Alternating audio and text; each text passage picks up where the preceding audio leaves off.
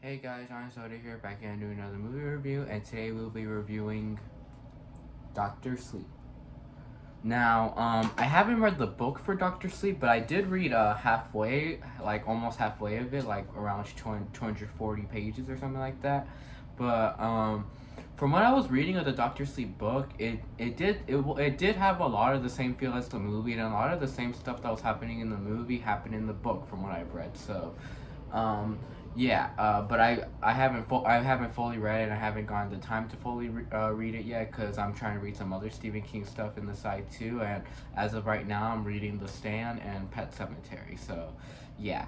Um, what else? Oh yeah, now back to the movie. Now this movie is directed by the same guy who made the Gerald's Game movie. Now I forgot his name, but I know that's the movie he made. And Gerald's Game was a excellent movie actually. I love that movie and definitely one of the best Stephen King adaptations. And him coming back to do another Stephen King adaptation was great. And did he do good with this? Fuck yeah. He did the best he ever could have with the Doctor Sleep adaptation. The best ever. He had so much heart with this movie. He had so much heart with everything that The Shining is involved. He had a lot of heart with the Doctor Sleep with adapting the Doctor Sleep novel. He had a lot of heart with the Shining novel, with the Shining movie too, especially. Like he had a huge heart with everything that's involved with the Shining, with making Doctor Sleep. So yeah, I can largely respect the director for doing that. And this has a lot of like connections to the first Shining and the Shining novel at the same time, and very much, very faithfully adapts Doctor Sleep by Stephen King. So, yeah, this movie literally it's faithful to everything. So, yeah, and that's another reason why I love it. This movie is yet again another one of the best Stephen King adaptations, like no doubt. But do I like it better than The Shining? No, I don't. But it is definitely at the same level, though. Definitely. But The Shining, everyone knows, classic horror movie, one of the best horror movies, one of my favorite horror movies too. So I like it just a hair more than this movie. So, yeah. But Doctor Sleep is still an amazing movie. Like this movie had so much things to it too. Like so much amazing strong themes. There was a strong thing to alcoholism because alcoholism was the theme to the Shining book, and I believe it was the theme for for Doctor Sleep too.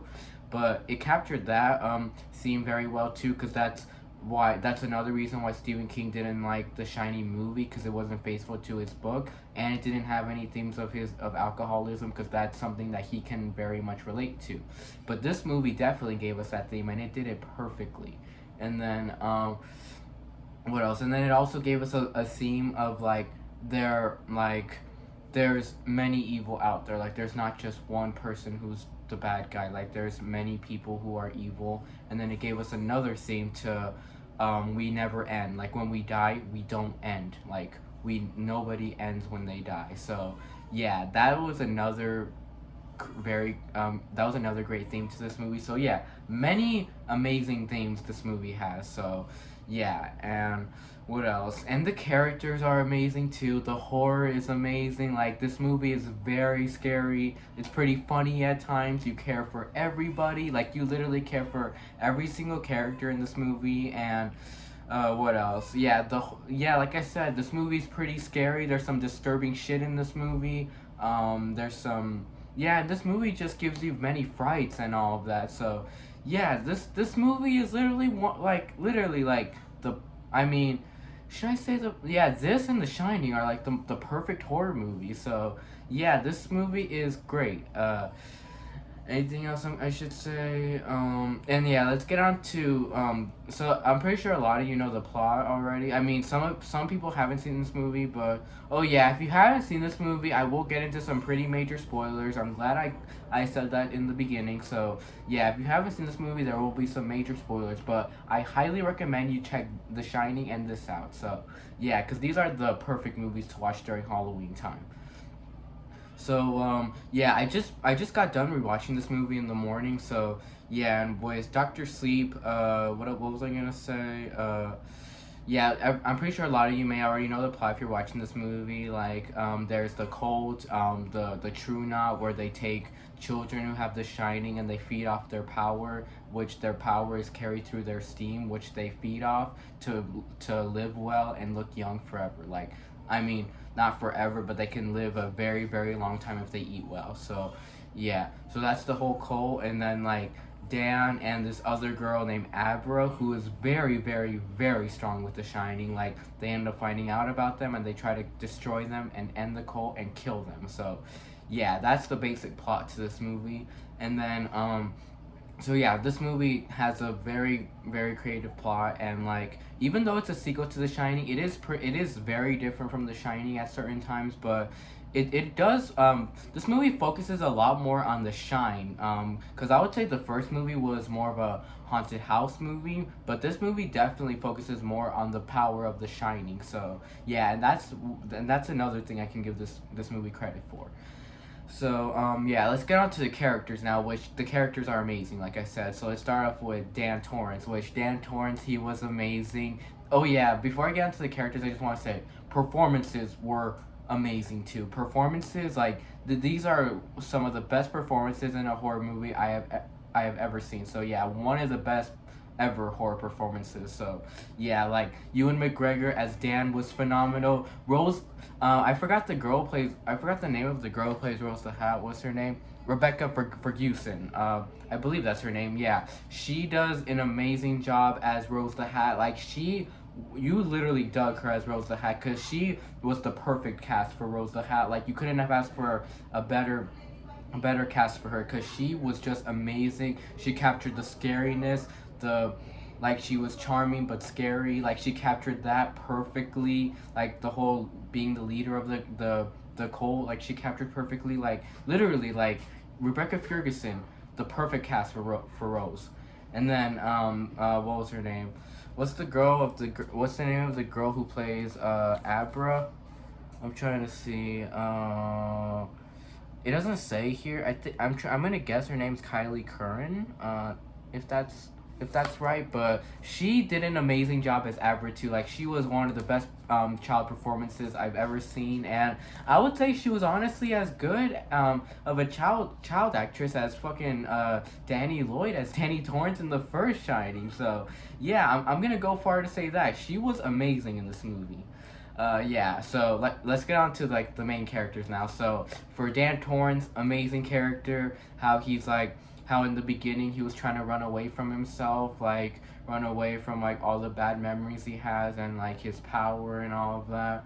And he was getting drunk a lot and sleeping with girls that had kids, and what else? Yeah, he was just getting drunk a lot, just being a bum. But then Billy Freeman, which was another amazing character in this movie, helps him out and like buys him a house, and then like what else? And then he even takes him to church, and then he lives in this little town for 9 years, and then he becomes good, like he becomes healthy, and he lays off alcohol. He's never done alcohol since 2010, and I believe this movie takes place in 2019. Yeah, so he hasn't done alcohol for 9 years, which is amazing, and that's it. That's where the theme of alcoholism takes place in, where he hasn't done alcohol in so long, and like there's so much bad shit that happens in this movie that really makes him want to go for the alcohol. And then there was even a amazing conversation at the end regarding to Lloyd the bartender, giving trying to give Dan some whiskey, and he's like, depression, stress, anger, anxiety, it all goes away with this. This is the medicine. Yeah, that was an amazing scene. Anything else I should say? But yeah, and then the fact that Dan, like, he's just trying to live a normal life is cool, and the fact that what else? And then he's so helpful too, and he has a huge heart in him. Like, yeah, he really really cares for Abra a lot. He wants nothing bad to happen to her, and he really really wants to take down this team. So yeah, Dan, he is an amazing character, and you really care for him. And I love that whole thing where his job at the hospital is to comfort people who are gonna die, like people who are gonna die. Like, he goes to them so that they're not so scared about it, and he makes them happy about it, which is amazing, and that's why they give him the name Dr. Sleep. um Anything else I should say about Dan in this movie? I think that should be it about Dan for now. But yeah, wait, one more thing about Dan. I love the whole thing that he had with his mother. The whole subplot about his mother, that he really cared for her a lot. That before she died, he saw black flies around her or something like that. Like he calls them dead flies when people are about to die. Like he sees like flies around them, and he couldn't even look at her. Like he couldn't even comfort her or look at her, so he wasn't even there when she died. And he felt, and since then he's felt so sad about that, about him not being there for his mom, and that was really sad. So yeah, the whole thing with him and his mom was super cute too, and I love the little flashbacks too, like he gets when he's a kid, and like his relationship with Dick Halloran was amazing too, where Dick Halloran still stuck with him as like a shining guide, and he gave him like the boxes to trap anyone who comes back from the Overlook, because when he was a kid, many ghosts from the Overlook kept coming after him, even though he left. Which that was a really cool subplot too, like him locking all those ghosts up in boxes in his head. That was really cool, and Dick Halloran telling him like a lot of like telling him and telling us about his a little bit of his backstory too, how he had his grandpa who he hated so much, and that scene was actually was actually a bit creepy too, when he was talking about his grandpa, that he hated him, and when he died he danced on his grave, and then he kept coming back during the night while he was sleeping, and he was real, like he was so real, like his nails went so sharp from him just laying in there, and his whole body was all rotted from like the things in the grave. So yeah, that was actually kind of scary, to be honest. And then he cut him and it felt real, and then he trapped him in the box. So yeah, that was cool. And then that was cool when Danny trapped the old lady in the box too. um yeah, so that whole box thing was pretty cool. Anything else I should say about Danny? And then I like the that whole scene where he's a kid, and like and he tells his mom like, you're still thinking about dad, and you can't look at me because I look like dad, or something like that. Yeah, so that was a pretty sad subplot too. Yeah. And then we get on to, so I think that should be it about Dan for now. And then we get on to Abra, which yes, Abra was awesome. Like she was such a badass little girl. How she had so much power. She was very strong with the shine, and like even Rose the Hat surprised how strong she is. And she even says, "I've never felt power like that ever." So yeah, and she's smart too, and she's has a huge heart too for her parents. How her parents are so scared of her shine, and they don't even want her to shine much, and they think they are already thinking she's normal. So yeah, that was cool, and like, so yeah, like I said, she had a huge heart. And that part was cool, where she was reading people's minds in the library. Like she was saying that guy studied for the test, and this other girl's like, why doesn't he like me? Should I change my hair? And then one girl's like, the freak is staring at me again. What is she staring at? So yeah, that was pretty funny. Anything else I should say about this movie? And please forgive the music in the background. I'm very annoyed by that. Yeah. Please forgive me about that music. I really didn't want that. Anything else I was gonna say? So yeah, as I was saying about Abra, what was I saying about Abra? Oh yeah, Abra was cool. She was even able to track down people. Like she was able to track down the people from the team, and like she saw where they were going, and she was even able to make another version of herself, like right there, but it's not there. If you get what I mean. Anything else I should say about Abra? And yeah, just every scene where she fights Rose is pretty dope too. Like that one scene where Rose appeared to her while she was sleeping, and she was trying to go to her head, but then Abra does that. Like Abra, like there were like, if you guys remember, there were these little like file case. I don't know what you call them, but those little things where you keep files in. Like she put her hand in there, and then Abra closed it, and like that like really damaged her hand, and then Abra went inside her head and stole some of her thoughts, which was really cool. And like and then like Rose even taking her hand out of there seemed pretty painful. And then yeah, that scene was really cool. And then She even like pushes her away when she tries to turn her head in the grocery store. Um, Anything else did you say about Abra? Oh yeah, she even makes the spoons go up in the sky. She even makes the spoons like go up in the ceiling when she's only 5 years old, and she's always able to talk to Dan through like the chalkboard. Like she writes in her mind on it. So, yeah. And yeah, and you can just so tell she like more a lot more than Dan wants to take this cult down. So yeah. Um, yeah, Abra, she was badass. Yeah. And then we get on to Rose the Hat, which Rose the Hat was another badass character. Like she was a badass villain. Like I loved her so much. Like she was awesome. How she was like she ran the coal and like she would do stuff to trick kids. Like in the beginning when she tried to like please the kid with like these flowers, like on her hat. Yeah.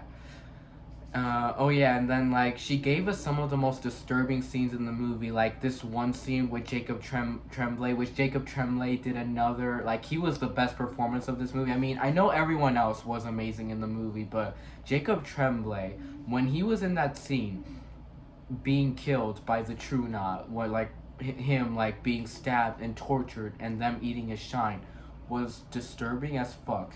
And his performance in that scene made it so real. Like his performance like was amazing. So yeah, Jacob Tremblay, everybody knows he is one of the best child actors out there.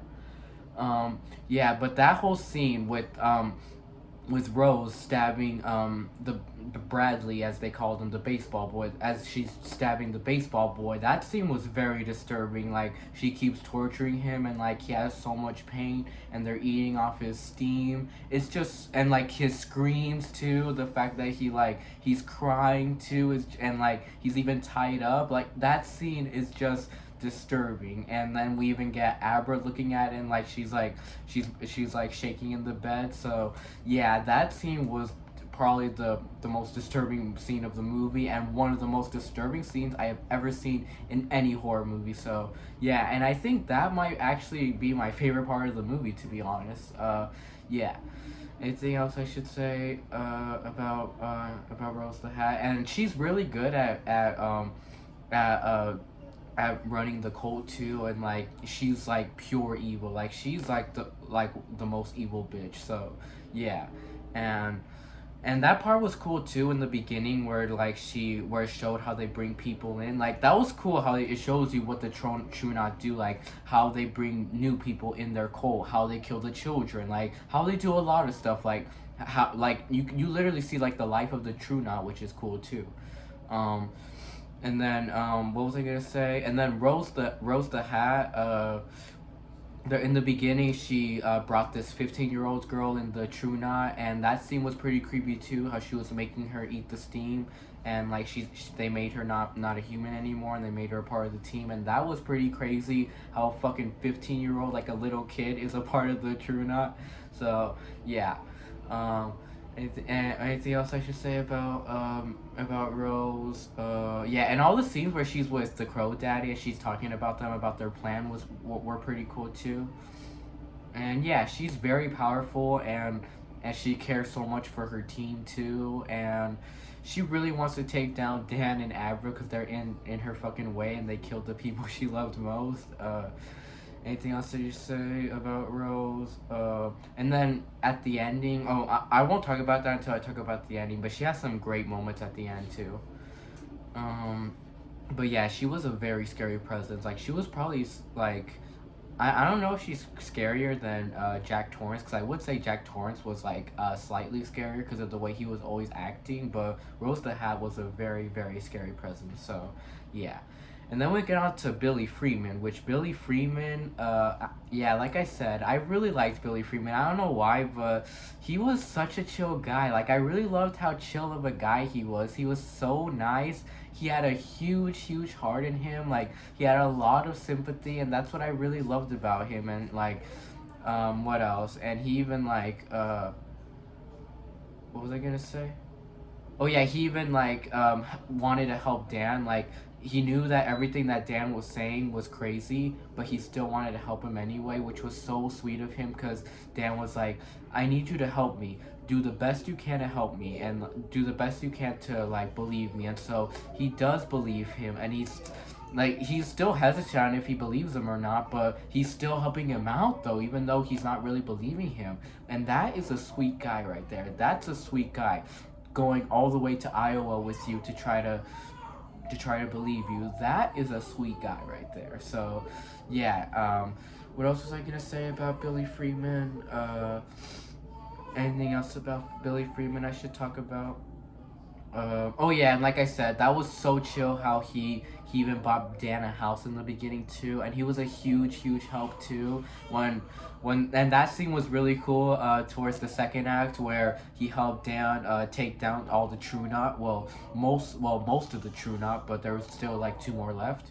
Like him and Dan had snipers and they were shooting down the people of the True Knot. That scene was fucking dope where they kept shooting him in the head, shooting him in the neck, the stomach, like all places, and like they wanted them to suffer. So yeah, that scene was really cool, and even Rose yelling, "No, get out of there!"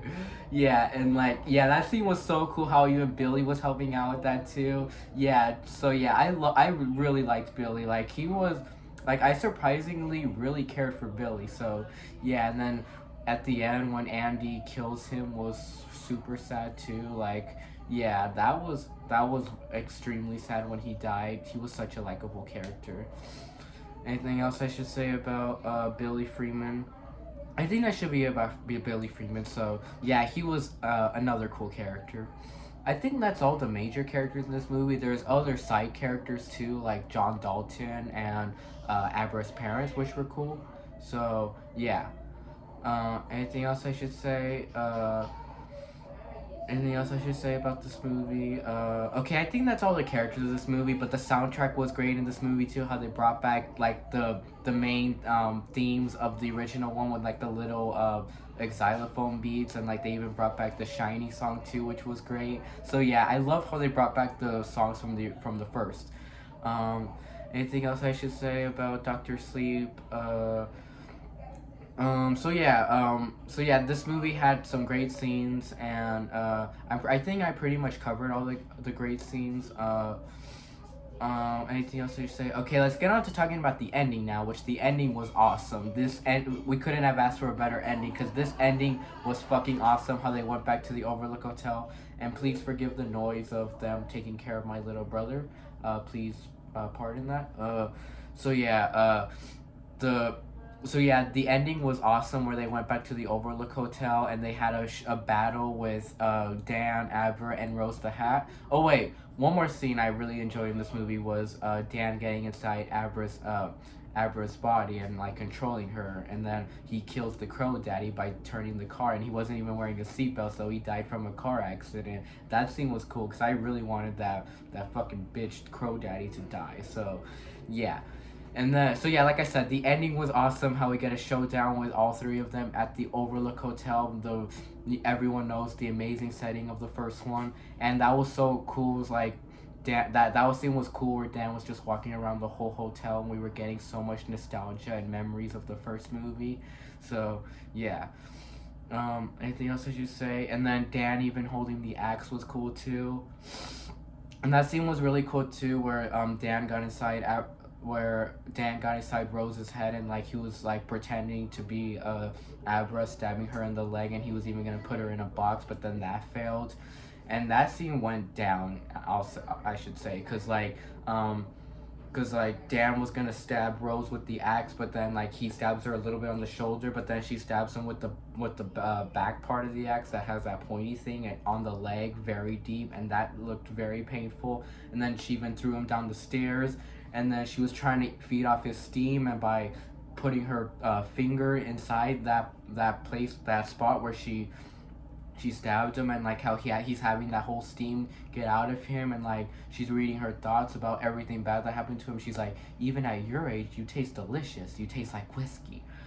So yeah, but this part was fucking awesome where they had where Dan Torrance had every ghost from the Overlook Hotel in his head in the boxes get free. Like he let them all get free to kill to kill Rose the Hat, and they all killed her the same way that Rose would kill all those children. Now she gets a taste of her own fucking medicine because they were all eating her and feeding off her steam. So yeah, that was fucking awesome. So yeah, they definitely gave Rose a badass death. So yeah, and then that scene was really really sad where the ghost ended up controlling Dan, and Dan was wanting to kill Abra, but then a scene from The Shining book where where Abra's like, you don't know where you're standing. You're standing in Dan Torrance, who made us stop at the boiler room, and that was a scene from the first movie, but with Danny and Jack. So yeah, and then and that was cool how Dan turned on the boiler room so the overlook can burn down, and then he tries to turn it off, but then Dan's like no, like Dan gets a grip and like he's able to like control him to not do it, and then Dan even dies, like he dies from massive blood loss and getting burned to death. So yeah, but before he dies, he sees his mom, which was very emotional. So yeah, and then even Avra makes it out alive. So yeah, this movie, like I said, amazing, and without a doubt, I'm giving it an A plus. So yeah, bye, and see you all in the next review.